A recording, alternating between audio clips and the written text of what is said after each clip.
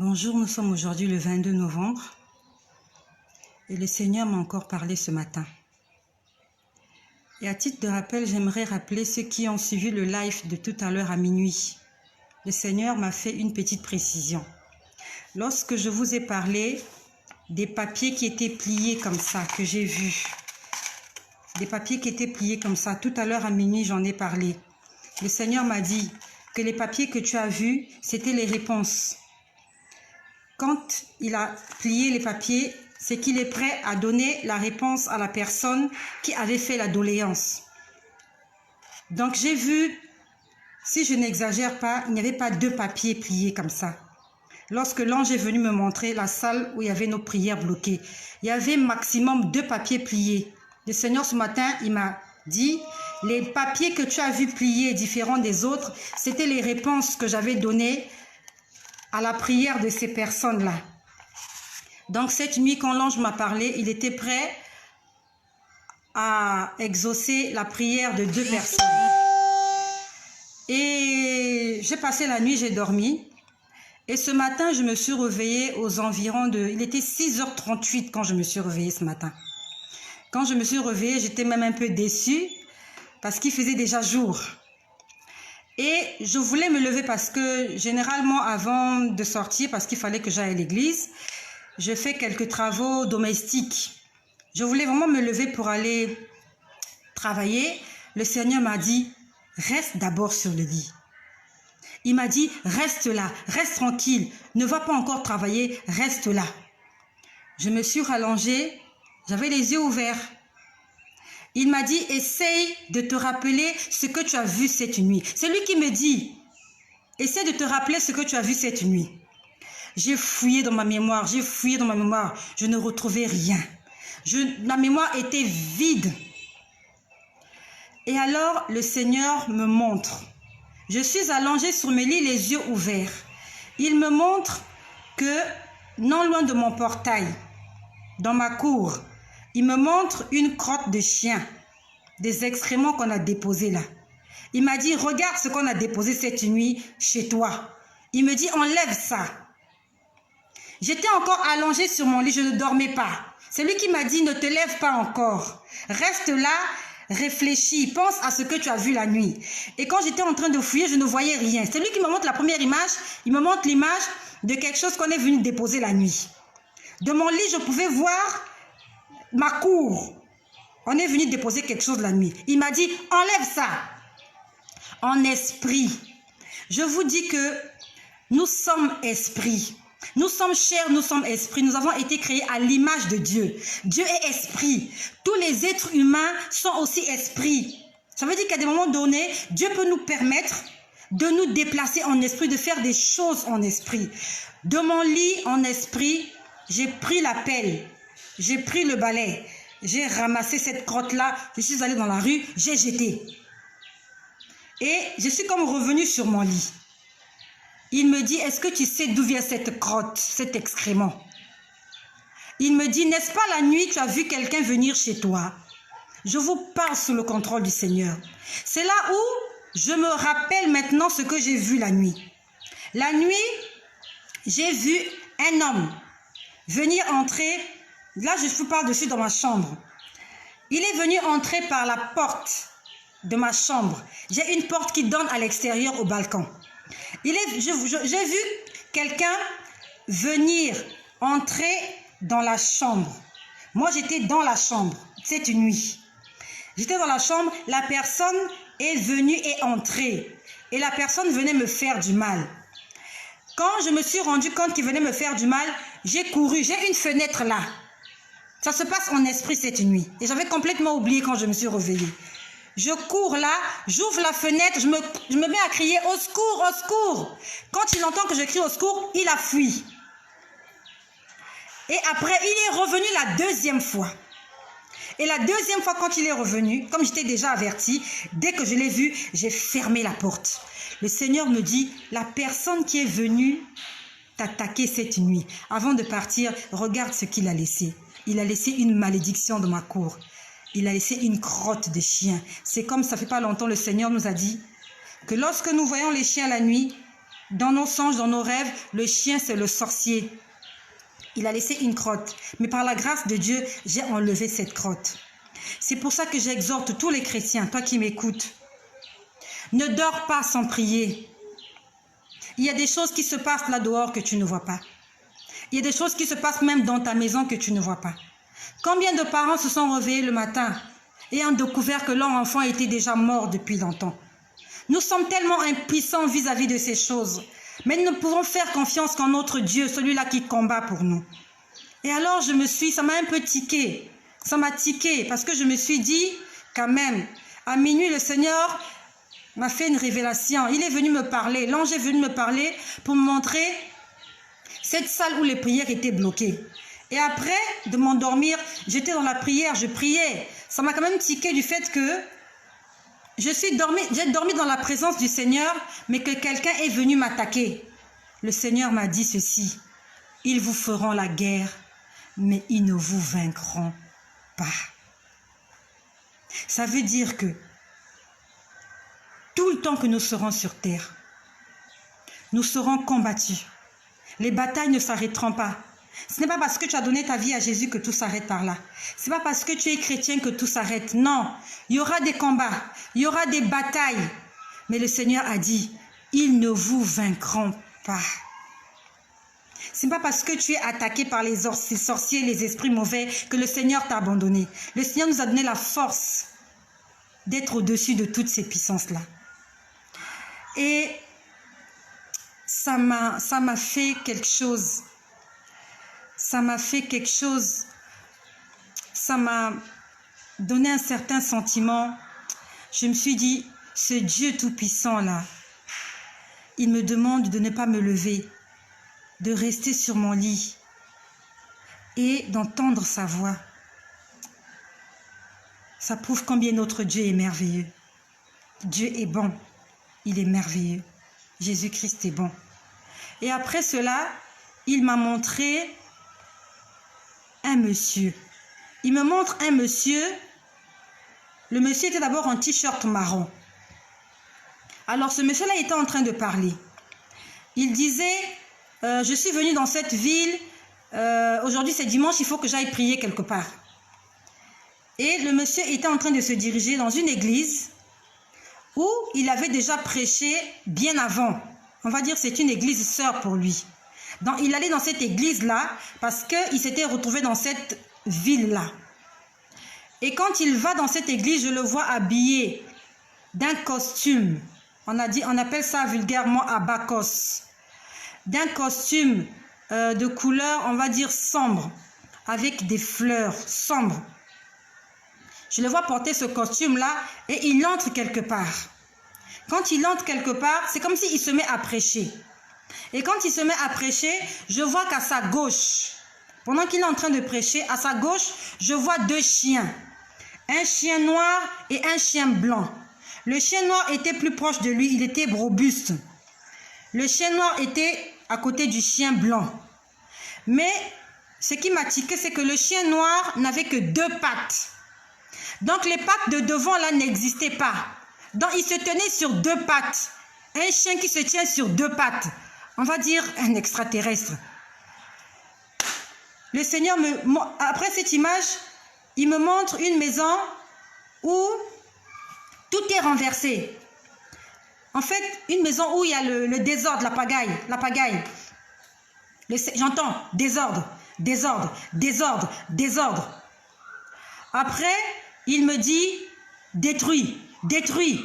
Oui, il me dit détruit, détruit. En fait, j'ai compris qu'il me demandait de détruire les forces des ténèbres qui agissent dans l'église. Cet homme qui est un pasteur, qui est allé dans cette église-là, en fait, il s'est retrouvé dans une ville. Et il est allé dans une église où il avait déjà prêché une première fois.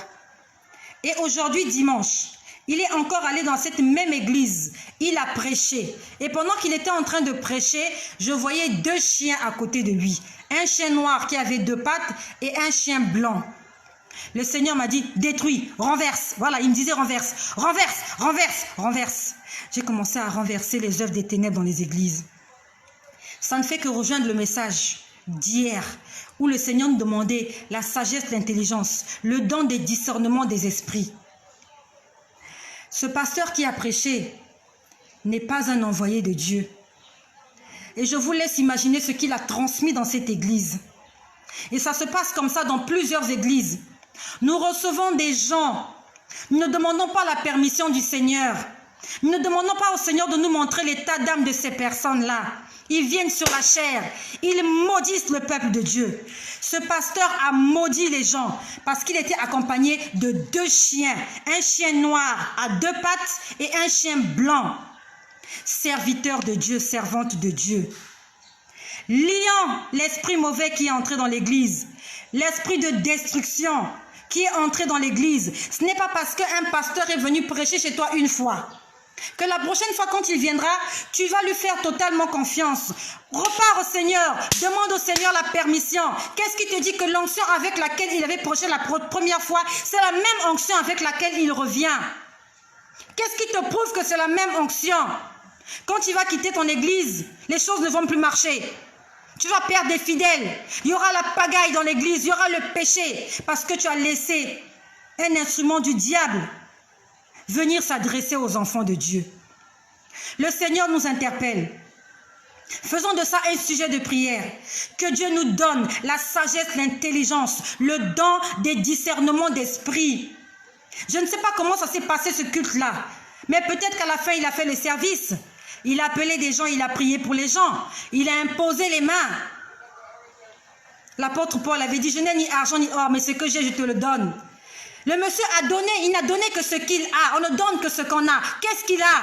Il n'a pas l'esprit de Dieu sur lui. Il a sûrement transmis les maladies, la malédiction aux gens. Et après, le Seigneur me montre une jeune dame. Une jeune dame d'une 30aine d'années. Cette jeune dame a 2 enfants.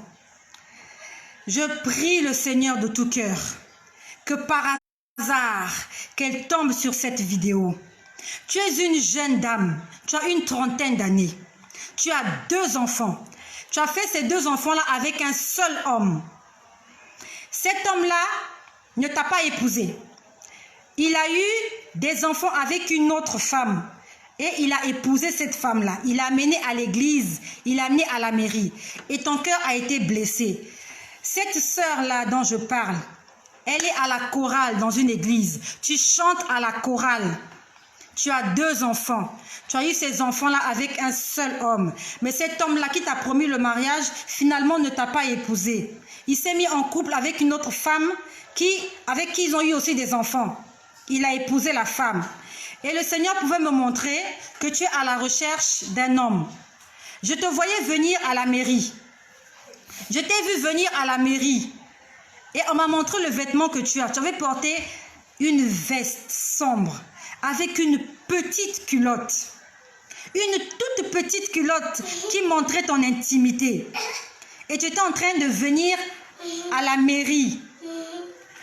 Et le Seigneur m'a dit, je lui ai dit de me faire confiance. Tu as dit non, en fait tu as refusé. Tu as dit non, non, en fait, tu as prié. Tu as demandé au Seigneur de t'envoyer un homme. Comme la réponse tarde de toi-même, en fait tu es désespéré. Et le Seigneur m'a dit, regarde comment elle veut aller à la mairie, avec une petite culotte. Le Seigneur m'a dit ce que ça signifiait. Tu es en train de te vendre pour trouver le mariage. Dieu demande que nous puissions entrer dans le mariage dans un état de chasteté. Restant chaste. Tu as accepté d'avoir des relations intimes avec ce monsieur-là pour qu'il puisse t'épouser. Tu as descendu la culotte. Le Seigneur a dit dans 1 Corinthiens au chapitre 6, verset 9, « Aucun impudique n'héritera le royaume des cieux. » Ce n'est pas parce que tu chantes à la chorale que le salut est d'office pour toi. Si Jésus revient, ma sœur, tu vas rester. Si tu meurs ce soir, tu vas rester. Hier, le Seigneur nous a enseigné. Faisons-lui confiance. Recommandons notre sort à l'Éternel et mettons en lui notre confiance et il agira. Ma sœur, remonte ta culotte. Laisse-moi me montrer, tu as une toute petite culotte. Tu ne voulais pas le faire, mais tu étais obligé parce que tu t'es dit, si je ne me donne pas à cet homme-là, il ne m'épousera pas. Qu'est-ce qui va te garantir qu'il te sera fidèle? Pendant que je t'ai vu arriver à la mairie avec cette petite culotte, à côté de toi, il y avait une autre jeune fille. sache que ce monsieur-là n'entretient pas de relation qu'avec toi. Vous êtes deux. Je vous voyais venir à la mairie toutes les deux, côte à côte. Toi, tu avais la petite culotte, elle était habillée avec quelque chose de clair. Mais le Seigneur m'a parlé de toi, ma sœur. Le Dieu que nous prions est-il insensible à nos problèmes? Le peuple de Dieu, nous acceptons de pécher pour avoir les choses de ce monde. Moi aussi, je l'ai fait. Je ne vous condamne pas. Je l'ai fait. J'ai peut-être fait pire. J'ai peut-être fait pire. Mais aujourd'hui, le Seigneur m'a pardonné. Et je suis triste parce que cette sœur-là est déjà condamnée. Ma sœur, si tu meurs, tu vas aller en enfer. N'attends pas d'aller devoir et de revenir parler comme moi. Moi, je suis allée, j'ai vu. Le Seigneur m'a fait grâce, je suis revenue. Et il m'a dit, tu vas le leur dire. Tu vas le leur dire, c'est la mission que je te donne. Dis-leur ce que tu as vu. Ma sœur, l'enfer, ce n'est pas un jeu. Pour ceux qui sont abonnés, c'est vrai que j'ai commencé le témoignage, je n'ai pas encore terminé. Je vais vous dire des choses que j'ai vues, des choses que j'ai vues en enfer, des choses que j'ai vues au ciel. Et je vous parle sous le contrôle du Dieu très haut, créateur du ciel et de la terre. Je ne mens pas. L'enfer, c'est réel. C'est réel. J'étais chrétienne. J'allais à l'église, mais j'allais en enfer. Attention, ma sœur. Attention à toutes les sœurs qui vivent dans le péché, qui vivent dans l'impudicité. À tous les frères, ne dites pas que Dieu sait. Oui, Dieu sait. Mais il veille sur sa parole afin de l'accomplir. S'il a dit, aucun injuste n'héritera le royaume des cieux, malgré l'amour qu'il a pour toi, tu n'entreras pas au ciel. Parce que Dieu ne peut pas aller à l'encontre de sa parole. Je parle à cette sœur. Ma sœur, répands-toi. Abandonne. Le mariage n'est pas plus que le salut. Combien de femmes sont mortes, ont laissé les maris se sont remariés. Elles sont sous la terre, elles sont en enfer. Les maris sont restés à refaire leur vie. Le salut est individuel. Reviens au Seigneur, confesse-toi et abandonne ce péché. Dieu te donnera un homme qui va accepter tes conditions, qui va accepter de ne pas connaître ta nudité jusqu'au jour du mariage. C'est possible. C'est possible. Marie avec Joseph, n'est-ce pas que Joseph a attendu? Ils étaient idiots, c'était des hommes et des femmes comme vous et moi. Mais ils avaient la crainte de l'Éternel. Ayant la crainte de l'Éternel. Que le Seigneur Jésus-Christ soit glorifié dans nos maisons, dans nos familles, dans nos entreprises, dans les marchés, dans les écoles, dans les commerces, partout. Le Seigneur est en train de nous révéler les choses cachées. Attention aux serviteurs loups qui sont entrés dans la bergerie pour égorger, pour détruire. Attention, attention, demandons au Seigneur de nous parler de l'état d'âme de toutes les personnes que nous rencontrons. Attention, le Seigneur est en train de nous avertir. Nous allons ramasser des malédictions parce que nous avons manqué de discernement.